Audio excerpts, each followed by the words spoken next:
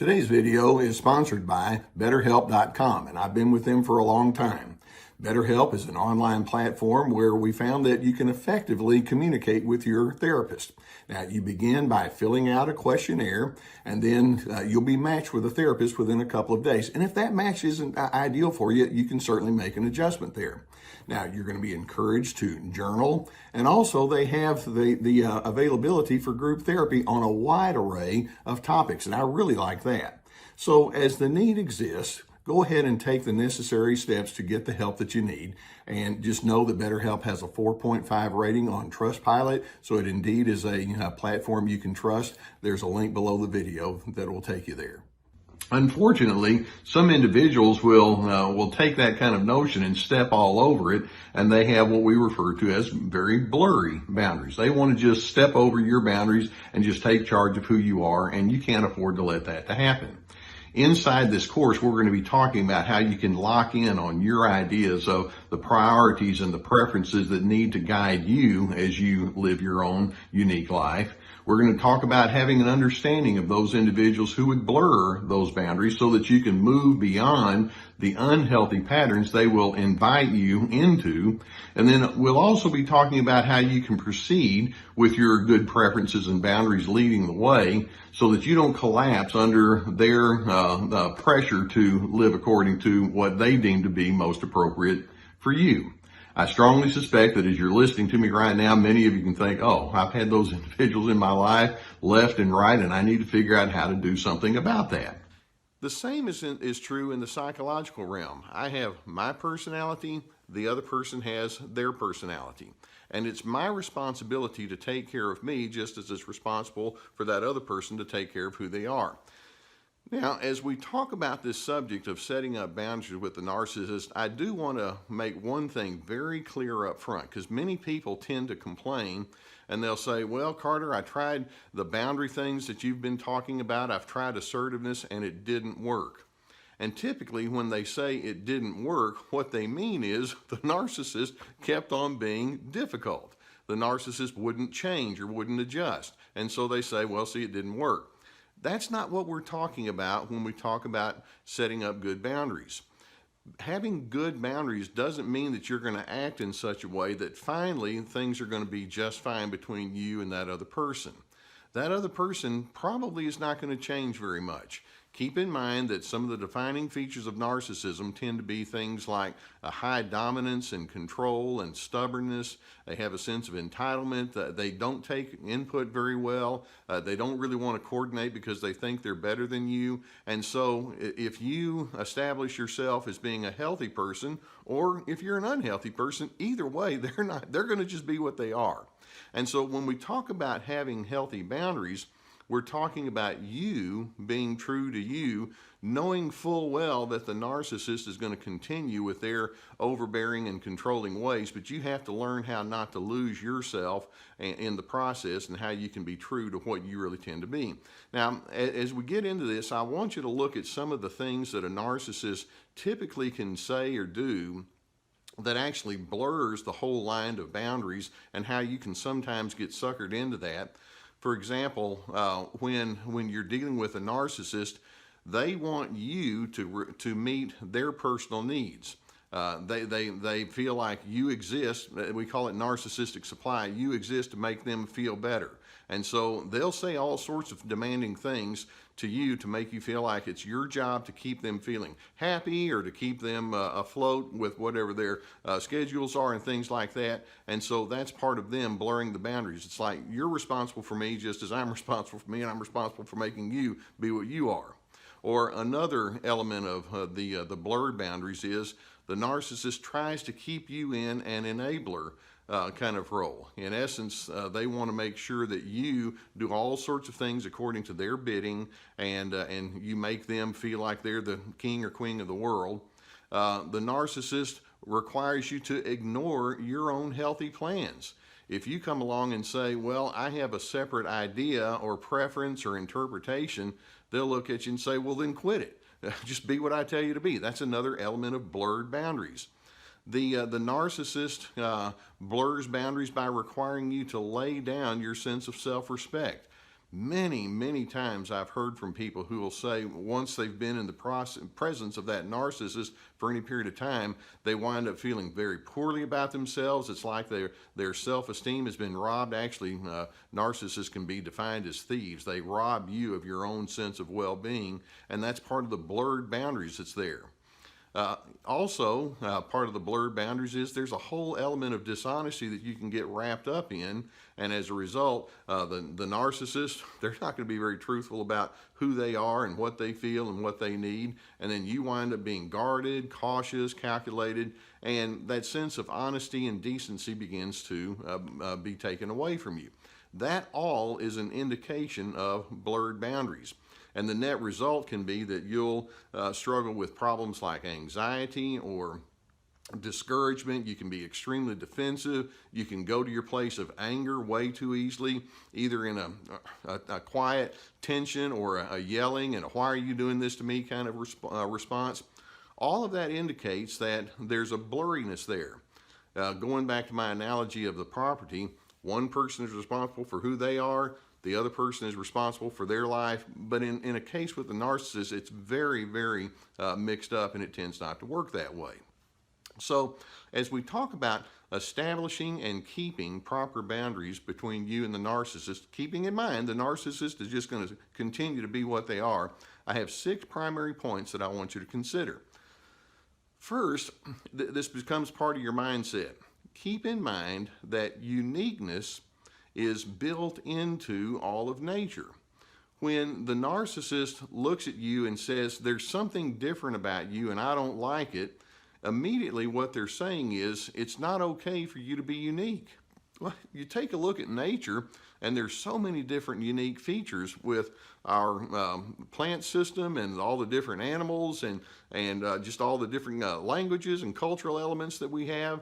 And when it comes down to individual personalities, there's no two personalities that are exactly the same. And so when the narcissist says you can't be what you are, it's like, well, but this is how I was created. This is who I am. And so first and foremost, you want to have a mindset that says not only is my uniqueness okay, it's inevitable, and I need to embrace it. And that's a very important beginning point. As you go deeper, a second primary point to maintaining good boundaries is define who you want to be. And this and to yourself, and this may imply all sorts of things regarding lifestyle preferences, emotional management. Do you want to be an angry person? Do you want to be a defensive person? Do you want to be somebody who has to be guarded and careful all the time? Well, if that's what you want to be, then be that. I hope you come up with something different. But define the characteristics, the traits that you believe would be wisest and best. As a simple example, when I'm in a disagreement with someone, I'd like to define myself as being steady, or I'd like to define myself as being fair-minded, or I'd like to define myself as being confident, whereas the narcissist is over there thinking, no, I'm going to define who you are. Well, no, that's blurry boundaries, and I'm not doing that. You know, there are times when you have a lot of opportunities to bump into that person or to exchange all sorts of activities with them, and you keep thinking, oh, they wear me out, I don't want to be around. Well, sometimes it's because you haven't established what your own limits are.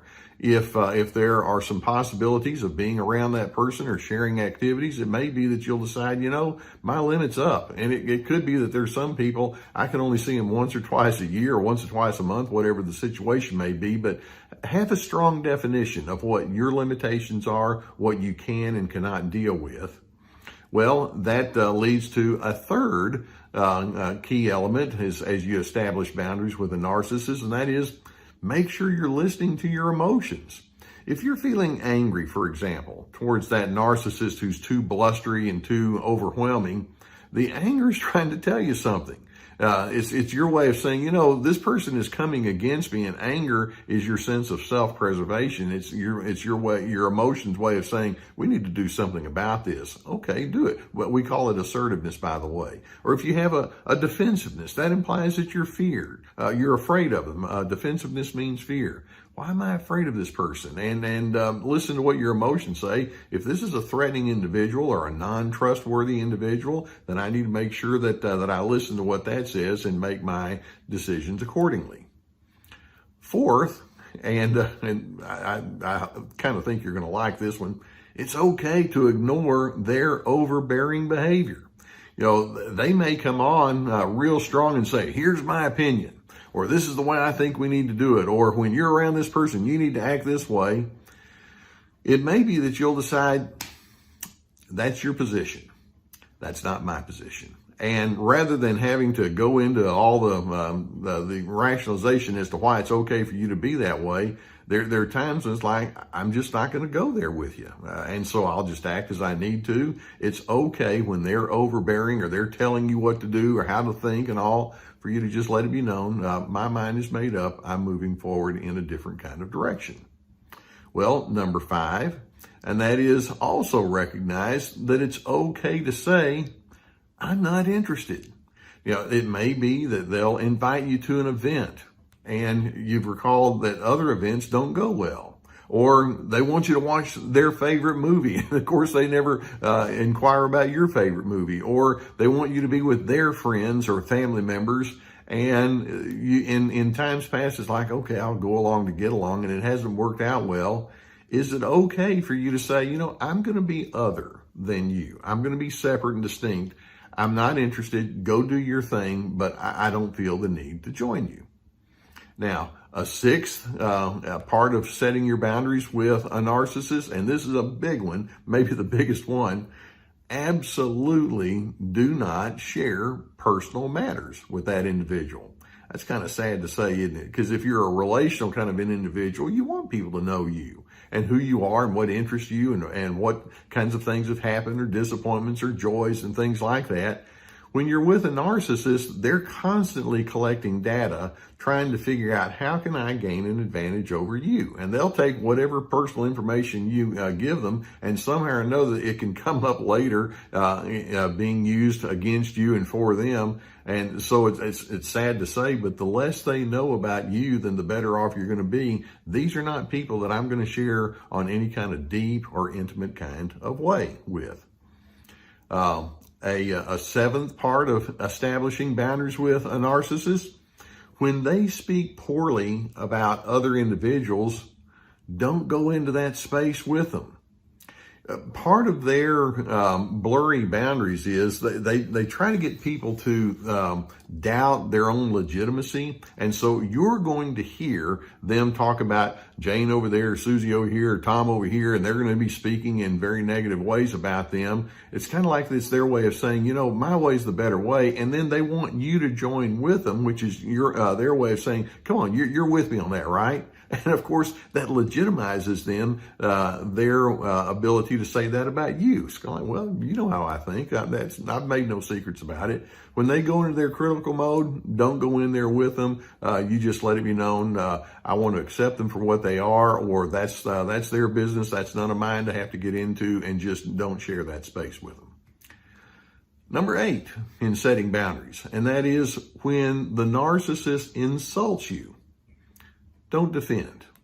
When they give you an insult, like you're the dumbest person I've ever met, or you don't know what you're talking about, or you always do things wrong, or you screwed up again, those chronic criticisms are about the narcissist much more than they are about you.